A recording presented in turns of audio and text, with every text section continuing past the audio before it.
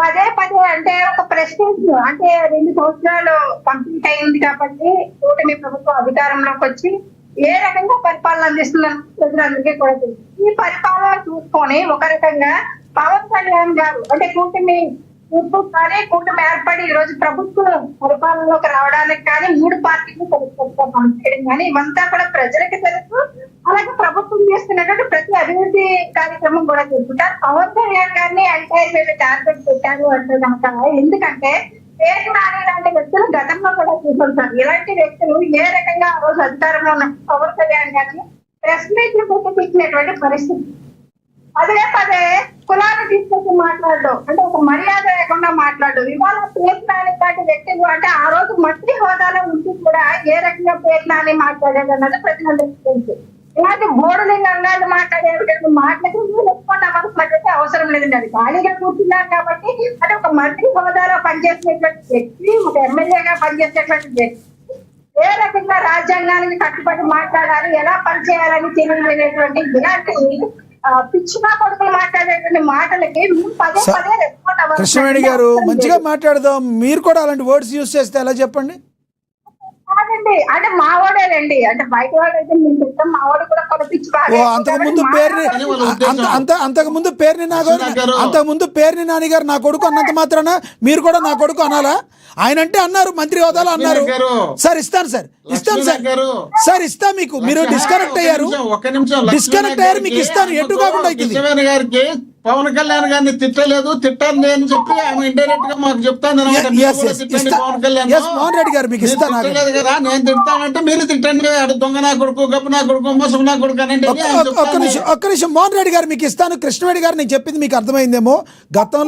గతంలో మంత్రిగా ఉన్నప్పుడు పవన్ కళ్యాణ్ నా కొడుకు అంటే అది ఆయన మంత్రిగా ఉన్నప్పుడు ఆయన హక్కుగా మాట్లాడి ఉంటారు. పేర్ని నాని గారు అప్పుడు అన్నారని మీరు ఇప్పుడు డిబేట్లు అనకూడదు కదా. లక్ష్మీ దగ్గర నేను అనలేదండి, కంప్లీట్ అవ్వమండి. నేను అనరాను ఎందుకంటే గతంలో మా అధినేత పవన్ కళ్యాణ్ గారిని కూడా ప్రెస్ మీట్ పెట్టినప్పుడు ఒక పార్టీ అధినేత గురించి మాట్లాడడం తెలియకుండానే మాట్లాడుతా ప్రజలకు తెలియపరుస్తూ ఏ రకంగా పేర్లు మాట్లాడారన్నది మళ్ళీ మీరు తెలుగు చేసి కావద్దు నేను ఇంక పంపిస్తా. ఎందుకంటే ఇలాంటి రేషన్ దొంగ నా కొడుకు, రేషన్ పిక్కిని దోచేసినటువంటి దొంగ నా కొడుకు ఇలాంటి మాటలు నేను మాట్లాడలేదండి. ఎందుకంటే ఇవాళ పేర్లాగా మాట్లాడుతున్నాడు. కమ్మలోని కాపులు కలిపట రాష్ట్రాన్ని దోచేస్తున్నారట, రాష్ట్రంలో పదవులన్నీ పంచుకున్నారట. డాక్టర్ బిఆర్ అంబేద్కర్ గారు రాసినటువంటి రాజ్యాంగానికి కట్టుబడే ప్రతి రిజర్వేషన్ ప్రక్రియలోని ఇవాళ జాబుల విషయం దగ్గర నుంచి ప్రతి అంశాన్ని కూడా కొన్ని ప్రభుత్వం అమలు పరుస్తూ ఉంటే ఎలా మాట్లాడతారు సార్? అందులో కాయడంలో ఉత్సాహపరుచుకోవడానికి క్యాడర్ చెదిరిపోకుండా ఉండడం తక్కువ, ఉత్సాహం అనేటువంటి మాట్లాడుకోవడంలో తప్పలేదు. కానీ అక్కడ క్యాష్ తీసుకొచ్చి మాట్లాడాల్సిన అవసరం ఏముంది? పేరు నానికి గతంలో కూడా మంత్రి హోదాలో ఉన్నటువంటి వ్యక్తి ఏ రకంగా మాట్లాడాలో, ఎలా ప్రవర్తించాలో కూడా తెలియదు వ్యక్తి పేరు నాని. ఇవాళ ఇలాంటి బోర్డింగ్ మాట్లాడేటువంటి మాటలకు మీరు రెస్పాండ్ అవ్వాలి. ఏపీ తెలంగాణ మధ్య చిచ్చు పెట్టే విధంగా వాళ్ళు వ్యాఖ్యలు అక్కడ కేసీఆర్ గారిని పెట్టలేదట, అక్కడ రేవంత్ రెడ్డి గారిని పెట్టలేదంటే ఎందుకు పెట్టలేదో అడుగుతున్నాడు. అంటే పూర్తిగా అక్కడ పునర్నిర్మాణం తెలంగాణ గురించి కాదు సార్, నవనిర్మాణ తెలంగాణ అని చెప్పడం జరిగింది. నవనిర్మాణం అంటే యూత్ అందరినీ కూడా ఒక జల్జీ అనేటువంటి ఒక టీము ఎలా అయితే ఎంటైర్ పనిచేస్తూ ఉందో అలాగే నవనిర్మాణాన్ని సంకల్పం తెలంగాణ ఏ విధానంలో వెనకబడి ఉందో దాని ముందుకు తీసుకురావడం కోసం అక్కడ సభ పెట్టుకోవడానికి అక్కడ పర్మిషన్ ఇవ్వలేదు. ఇవ్వలేనప్పుడు కూడా బాగా పవన్ కళ్యాణ్ గారు ప్రతిదీ పాయింట్ ఎక్స్ప్లెయిన్ చేయడం జరిగింది. ఇంకోటి ఆయనతో ఆపరేషన్ జరిగినప్పుడు కూడా ఏ రకంగా ఆయన దగ్గరికి వెళ్ళి ఒక అధికారి మీరు 2 సంవత్సరాలు మీరు రాజకీయాల్లోకి వచ్చేటువంటి అవకాశం ఉంటే కనుక ఇక్కడ మీకు ఒకటి అర్థం కాదా కృష్ణవేణి గారు? ఇప్పుడు నాని గారి బాధ ఏంటంటే మా జగన్మోహన్ రెడ్డి గారిని తిట్టారు, మీరు రేవంత్ రెడ్డి గారిని ఎందుకు తిట్టలేదు? మా జగన్మోహన్ రెడ్డి గారిని తిట్టిన మీకు రేవంత్ రెడ్డి గారిని ఎందుకు తిట్టలేదు? ఆయన అది అడుగుతున్నారు, దానికి ఏం చెప్తారు మీరు? సార్ ఇంకో విషయం చెప్తాను. జగన్మోహన్ రెడ్డి గారిని తిట్టడానికి ఏపీలో జగన్మోహన్ రెడ్డి గారు పదే ఎన్నిసార్లు పవన్ కళ్యాణ్ గారిని తిట్టించారు, ఎన్నిసార్లు సభలకు ఆటంకం కలిగించారు, ఇవన్నీ ప్రజలు చూశారు.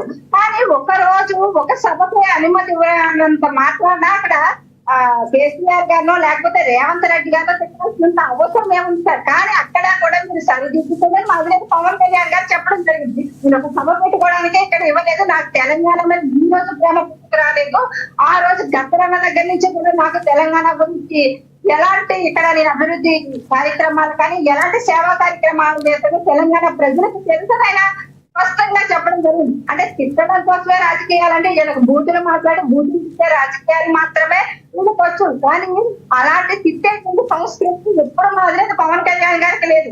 వీళ్ళు కూడా గతంలో ప్రెస్ మీట్లు పెట్టి తిట్టినా సరే కానీ ఏ రకంగా సహనంగా ఉంటే లాస్ట్ టైంలోనే ఆయన ఒక చెప్తే ఇప్పుడు వీళ్ళు పొలం దుమ్మెత్తిపోతూ ఉంటారు. కానీ ఆ వ్యక్తి ఏ రకంగా అన్ని విధాలు కుంగిపోయిన తరువాత చెప్పించారు ఆ రోజు పవన్ కళ్యాణ్. ఇవాళ రాజశేఖర్ గారు అందరికీ దేవుడై ఉన్నారు.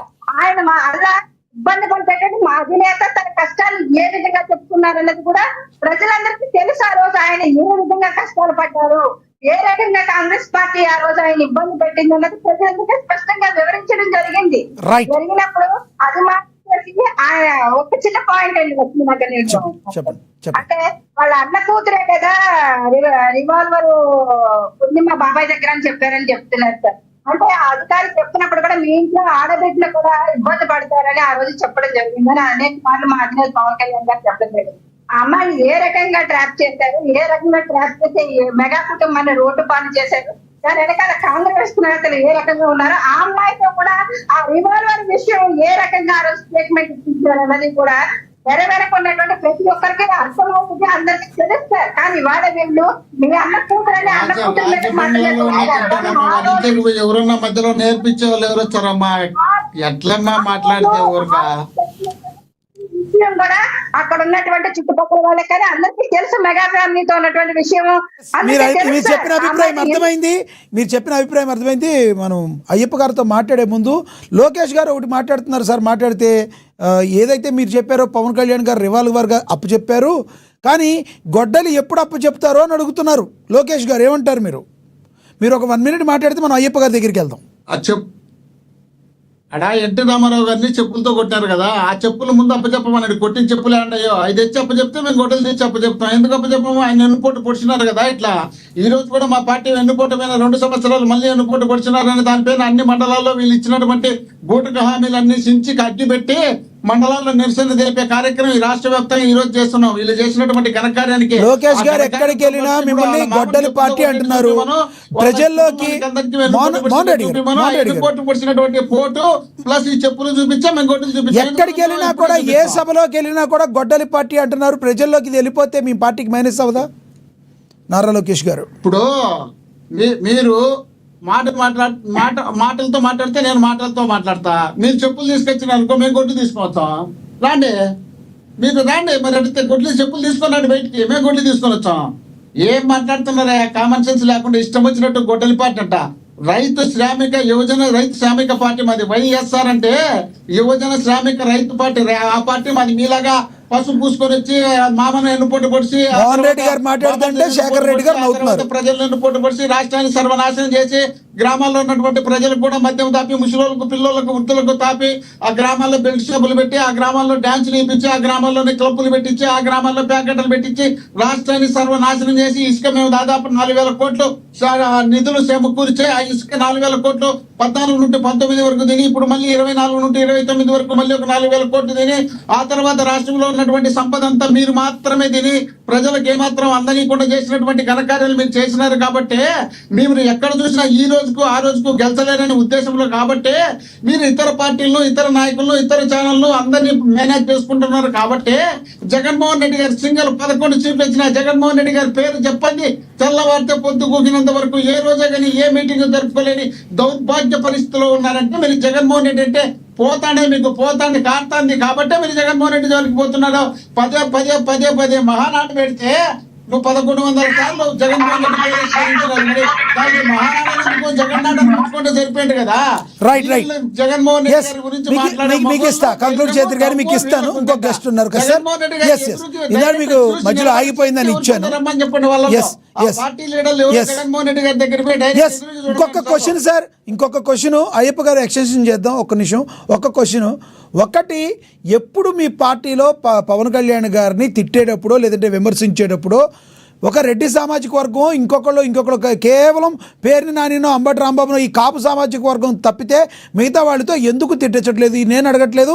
పవన్ కళ్యాణ్ గారు ఇలా క్యాస్టులతో క్యాస్టులు తిప్పించడం ఆపండి అయ్యా, అంటున్నారు. మా పార్టీలో అధికార ప్రతినిధిగా పేర్ని నాని గారు ఉన్నారు. ప్రతి కార్యక్రమానికి పేర్ని నాని గారు పోతుంటారు. మీకు అది తెలుసునో లేదో ఒకసారి రిపీట్ చేసుకొని చూడండి. Okay. జగన్మోహన్ రెడ్డి గారు చేసినటువంటి ఏ మీటింగ్ చేసినా ఆ మీటింగ్ తర్వాత మళ్ళీ పేర్ని నాని గారు ప్రెస్ మీట్ ఉంటాయి. పేర్ని నాని గారు ఒక్క పవన్ కళ్యాణ్ గారి కోసమే పవన్ కళ్యాణ్ మమ్మల్ని పెద్ద డ్యామేజ్ చేస్తున్నాడు, మాకు ఆయన వల్ల పెద్ద నష్టం జరుగుతుందని మేము ఊహించుకోలే. ఆయన ఆల్రెడీ ఫెయిల్యూర్ అయినాడని జనం భావిస్తున్నారు. కాబట్టి సో పవన్ ఫెయిల్ అయితేనే 11 వచ్చినాయి, పవన్ హిట్ అయితే ప్రజల సమస్యలు కూటమి ప్రభుత్వం కలిసి వచ్చినా కూడా ప్రజల సమస్యలు అట్లే ఉన్నాయి. కాబట్టి ఈ కూటమి ఇస్తాను, రేపు ప్లీజ్. మళ్ళీ కలిసి ఎన్నికల్లోకి వచ్చినా ఓడించాలనే ఉద్దేశంలో కృష్ణవేణి గారు ఇస్తాను. పనిచేస్తున్నాం తప్ప కేవలం పవన్ మోహన్ రెడ్డి గారు పాపం ఫ్రస్ట్రేషన్ లో ఉన్నారు. ఎస్ మోహన్ రెడ్డి గారు కొంచెం సమయం పాటించండి, ఇస్తాను సార్ మీకు. అయ్యప్ప గారి దగ్గరికి వెళ్దాం ఒకసారి. ఎస్ నమ్మిస్తాం ప్రజలతోనే రేపు మళ్ళీ ఎన్నికల్లో పోయి గెలిచాలనే ఉద్దేశంలో భాగమైపోతున్నాం. ఆ రోజు వీళ్ళు ముగ్గురు రావాలనే కోరుకుంటున్నాం. రైట్, మీ అభిప్రాయం అర్థమైంది. కేవలం పవన్ కళ్యాణ్ తిట్టడానికే కాదు, అదొక అధికార ప్రతినిధిగా అందరికీ రియాక్ట్ అవుతున్నారు. ఎన్ని పవన్ కళ్యాణ్ చేసే ఆరోపణలు కేవలం కాపు కులంతో కాపులని మేము తిట్టించట్లేదు అని చెప్తున్నారు మీరు. మీ అభిప్రాయం అర్థమైంది. ఎస్ అయ్యప్ప గారు నమస్తే సార్. అయ్యప్ప గారు నా వాయిస్ వినబడుతుందా? యా వినిపిస్తుందండి. ఎస్ అయ్యప్ప గారు చెప్పండి, పేర్ని నాని గారి వ్యాఖ్యలను ఎలా చూస్తారు పవన్ కళ్యాణ్ గారిని ఉద్దేశించి? ముందుగా కృష్ణవేణి గారికి అలాగే సోదరులు నాయకులు తెలుగుదేశం నాయకులు అందరికీ కూడా నా హృదయపూర్వక నమస్కారాలు. ఇప్పుడు నేను ఒకటి చెప్తున్నానండి, వైఎస్ఆర్సీపీ ఓడిపోవడానికి గల కారణం ఏంటంటే ఈ మాటల తోటాలే అండి. క్రమశిక్షణ తోటి వాళ్ళు ఏం చేశారు, ప్రజా సంక్షేమం వాళ్ళు ఎలా చేసుకొచ్చారు, వారి పరిపాలన ఎలా ఉంది, ఆ లైన్ లోనే మాట్లాడితే ఖచ్చితంగా వైసీపీ పార్టీకి ఇంకొన్ని మంచి సీట్లు, ఒక ప్రతిపక్ష హోదా వాళ్ళు కోరుకున్నటువంటి 18 సీట్లు క్రాక్ చేసి వచ్చేవాడు. ఇంకొక విషయం ఏంటంటే, ఇప్పుడు కూటమి ప్రభుత్వం ప్రతిపక్షంలో ఉన్నటువంటి వైఎస్ఆర్సీపీ కూటమి ప్రభుత్వం ఏదైనా